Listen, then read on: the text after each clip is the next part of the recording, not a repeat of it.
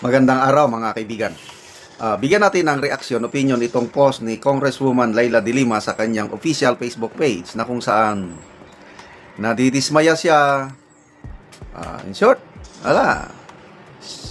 binuhos niya ang kanyang galit sa Administrasyong Marcos sa investigation ng flood control, lalo na yung ICI.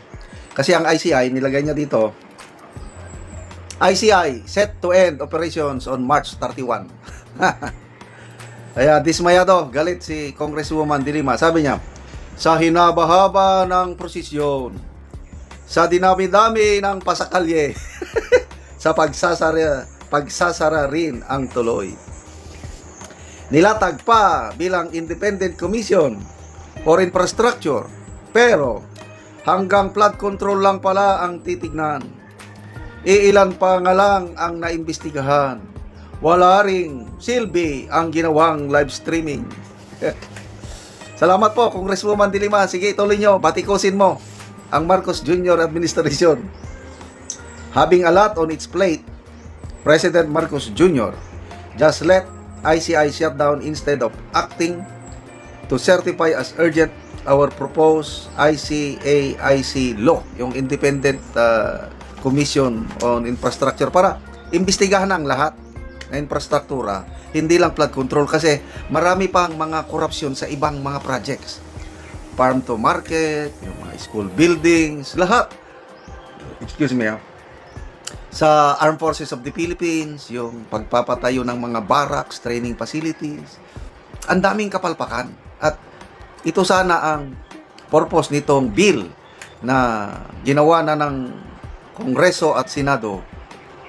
Ang hinintay na lang, certify ni Pangulong Marcos, urgent, para maipasa. Lumalabas, ayaw ng palasyo na maituloy ang investigasyon. Kahit nga itong flood control, bitin. Grabe.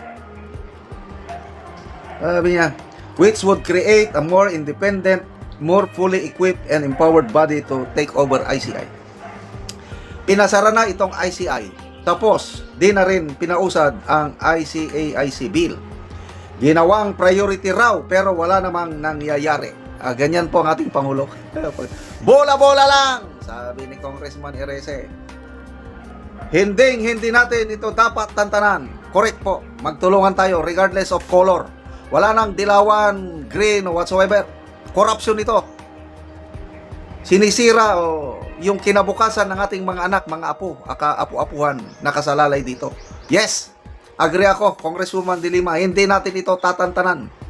Kasama ito sa sinisigaw ng taong bayan, pagalawin nyo ang baso. Otherwise, it is becoming clearer by the day that the public is just being taken for a ride, na paasa lang ang administrasyon sa pangako ng seryosong investigasyon at paano anunsyo pang may mga big fish na makukulong sa biggest corruption scam in our history. Hay nako, to say that we're disappointed is an understatement. Mahiya naman ang administrasyong ito. Ang galing. Mahiya, tama. Ginagawa lang tayong, I don't know, how do I call it? Iniinsulto ang ating intelligence. Kaya ako, I'm sorry to say, wala na akong tiwala dito sa administrasyong ito. Magbasa tayo sa mga reaksyon. Pang ano lang itong ICI niya eh. Pang sarsuela. Nel Gikaw, tumama ka din, de Lima. Yes, tama. Julio Samparo, I like you. Yan, madam, finally, nakakita rin ako ng maganda sa mga ginawa mo. David Tan, kaya pala puro nagbitiw yung mga officials na amoy na walang papupuntahan ang investigasyon. Correct. Gitcholo Nonoy, ningas kugon lang pala. May prinoprotektahan malamang sa alamang nakukonsyami. Paano?